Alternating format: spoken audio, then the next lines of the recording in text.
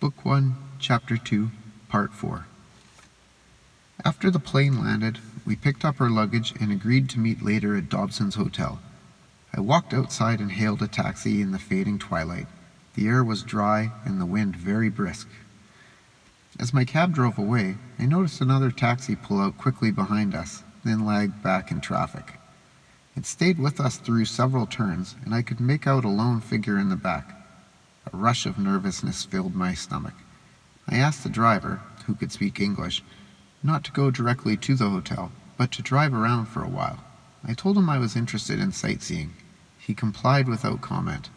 The taxi followed. What was this all about?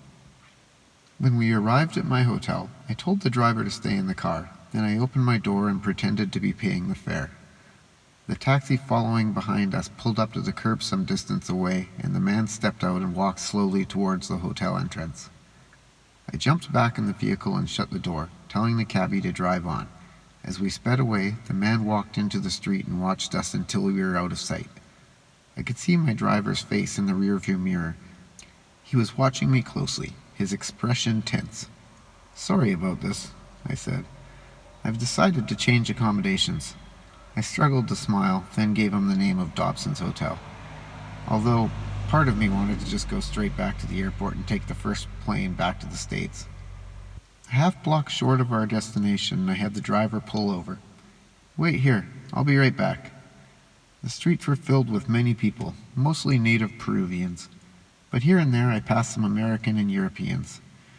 Something about seeing the tourists made me feel safer. When I was within 50 yards of the hotel, I stopped. Something wasn't right. Suddenly, as I watched, gunshots rang out and screams filled the air. The crowd in front of me flung themselves to the ground, opening up my view of the sidewalk. Dobson was running toward me, wild-eyed, panicked. Figures behind him pursued. One fired his gun into the air and ordered Dobson to halt. As he ran closer, Dobson strained to focus. Then he recognized me. "Run! For God's sakes, run!" I turned and ran down the alley in terror. Ahead was a vertical board fence, 6 feet high, blocking my way. When I reached it, I leaped as high as I could, catching the top of the boards with my hands and flinging my right leg over the top. As I pulled my left leg over and dropped to the other side, I looked back down the alley. Dobson was running desperately. More shots were fired. He stumbled and fell. I continued to run blindly, leaping piles of trash and stacks of cardboard boxes. For a moment, I thought I heard footsteps behind me, but I didn't dare look back. Ahead, the alley ran into the next street, which was also crowded with people, seemingly unalarmed. As I entered the street, I dared to glance to my rear, my heart pounding. No one was there. I walked hurriedly down the sidewalk to my right, trying to fade into the crowd. Why did Dobson run? I asked myself. Was he killed? "Wait a minute," someone said in a loud whisper from behind my shoulder. I started to run, but he reached out and grabbed my arm. "Please wait a minute. I saw what happened. I am trying to help you." "Who are you?" I asked, trembling. "I'm Wilson James. I'll explain later. Right now we have to get off these streets." Something about his voice and demeanor calmed my panic, so I decided to follow him. We walked up the street and into the leather goods store. He nodded to a man behind the counter and led me into a musty spare room in the back. He shut the door and closed the curtains. He was a man in his 60s, although he seemed much younger, a sparkle in his eye or something. His skin was dark and his hair was black. He looked of Peruvian descent, but the English he spoke sounded almost American. He wore a bright blue t-shirt and jeans. "You will be safe here for a while. Why are they chasing you?" I didn't respond. "You're here about the manuscript, aren't you?" "How did you know that?" "I guess the man with you was here for that reason, too." "Yeah, his name is Dobson. How did you know there was 2 of us?" "I have a room over the alley. I was looking out the window as they were chasing you." "Did they shoot Dobson?" I asked, terrified by what I might hear in reply. "I don't know. I couldn't tell you, but once I saw you had escaped, I ran down the back steps to head you off. I thought perhaps I could help you." "Why?" For an instant, he looked at me as though he was uncertain how to answer my question. Then his expression changed to one of warmth. "You won't understand this, but I was standing there at the window and thoughts of an old friend came to me. He's dead now. He died because he thought people should know about the manuscript. When I saw what was happening in the alley, I felt I should help you." He was right.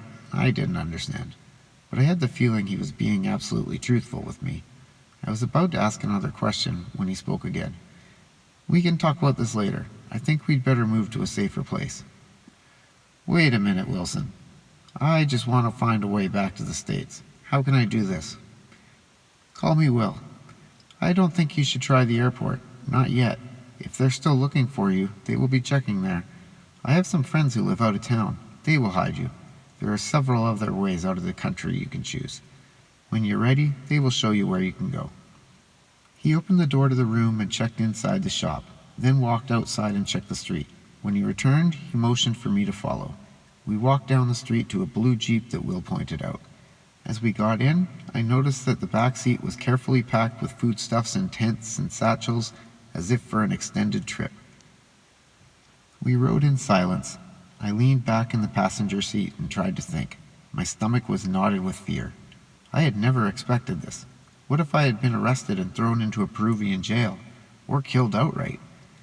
I had to size up my situation. I had no clothes, but I did have money and one credit card, and for some reason I trusted Will. "What had you and, who was it, Dobson, done to get those people after you?" Will asked suddenly. "Nothing I know of. I met Dobson on the plane. He's a historian and was coming down here to investigate the manuscript officially. He represents a group of other scientists." Will looked surprised. "Did the government know he was coming?" "Yes. He had written certain government officials that he wanted cooperation. I can't believe they tried to arrest him. He didn't even have his copies with him." "He has copies of the manuscript?" "Only of the first 2 insights." "I had no idea there were copies in the United States. Where did he get them?" "On an earlier trip he was told a certain priest knew of the manuscript. He couldn't find him, but he found the copies hidden behind his house." Will looked sad. "Jose? Who?" "He was the friend I told you about, the one who was killed. He was adamant that as many people as possible hear about the manuscript." "What happened to him?" "He was murdered. We don't know by whom. His body was found in the forest miles from his house, but I have to think it was his enemies." "The government?" "Certain people in the government, or in his church." "His church would go that far?" "Perhaps. The church is secretly against the manuscript. There are a few priests who understand the document and advocate it covertly, but they must be very careful. Jose talked of it openly to anyone who wanted to know. I warned him for months before his death to be more subtle, to stop giving copies to anyone who came along. He told me he was doing what he knew he must." "When was the manuscript first discovered?" "It was first translated 3 years ago, but no one knows when it was first discovered. The original floated around for years, we think, amongst the Indians, until it was found by Jose. He alone managed to get it translated. Of course, once the church found out what the manuscript said, they tried to suppress it totally. Now all we have are copies. We think they destroyed the original." Will had driven east of town, and we were riding on a narrow 2-lane road through a heavily irrigated area. We passed several small plank dwellings, and then a large pasture with expensive fencing. "Did Dobson tell you about the first 2 insights?" Will asked. "He told me about the second insight. I have a friend who told me of the first. She talked to a priest at another time. To Jose, I guess." "Do you understand those 2 insights?" "I think so." "Do you understand that chance encounters often have a deeper meaning? It seems like this whole trip has been one coincidental event after another." "That begins to happen once you become alert and connected with the energy." "Connected?" Will smiled. "That's something mentioned further in the manuscript. I'd like to hear about it." "Let's talk about it later," he said, indicating with a nod that he was turning the vehicle onto a gravel driveway. 100 feet ahead was a modest wood frame house. Will pulled up beneath a large tree to the right of the house and stopped. "My friend works for the owner of a large farming estate who owns much of the land in this area and provides this house. The man is very powerful and secretly supportive of the manuscript. You'll be safe here." A porch light flicked on, and a short, squat man, who appeared to be a native Peruvian, rushed out, smiling broadly and saying something enthusiastically in Spanish. When he reached the jeep, he patted Will on the back through the open window and glanced pleasantly over at me. Will asked him to speak English, then introduced us. He needs a little help. He wants to return to the States, but he'll have to be very careful. I guess I'm going to leave him with you. The man was looking closely at Will. You're about to go after the 9th Insight again, aren't you? Yes, said Will, getting out of the jeep. I opened my door and walked around the vehicle. Will and his friend were strolling towards the house, having a conversation I couldn't hear. As I walked up, the man said, I will start the preparations, then walked away. Will turned to me. What did he mean when he questioned you about the 9th Insight? I asked. There is a part of the manuscript that has never been found. There were 8 insights in the original text, but one more insight, the 9th, was mentioned there. Many people have been searching for it. Do you know where it is? No, not really. Then how are you going to find it? Will smiled. The same way Jose found the original 8, the same way you found the first 2 and then ran into me. If one can connect and build up enough energy, then coincidental events begin to happen consistently. Tell me how to do that. Which insight is it?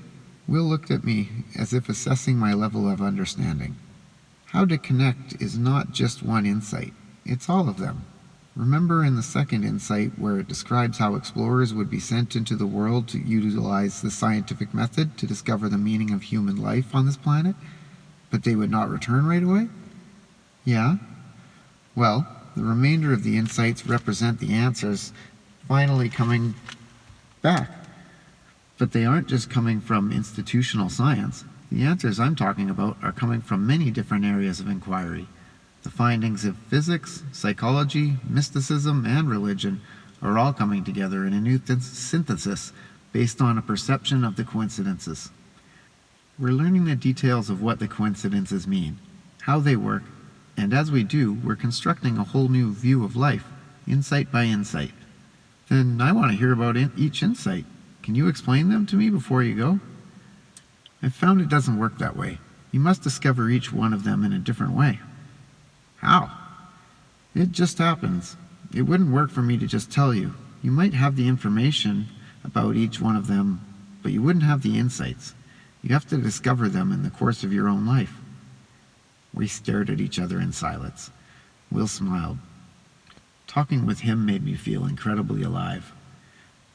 Why are you going after the 9th Insight now? It's the right time. I have been a guide here, and I know the terrain, and I understand all 8 insights. When I was at my window over the alley, thinking of Jose, I had already decided to go north one more time. The 9th Insight is out there. I know it, and I'm not getting any younger. Besides, I've envisioned myself finding it and achieving what it says. I know it's the most important of the insights. It puts all the other ones into perspective and gives us the true purpose of life. He paused suddenly, looking serious. I would have left 30 minutes earlier, but I had this nagging feeling that I had forgot something. He paused again. That's precisely when you showed up. We looked at each other for a long time. You think I'm supposed to go with you? What do you think?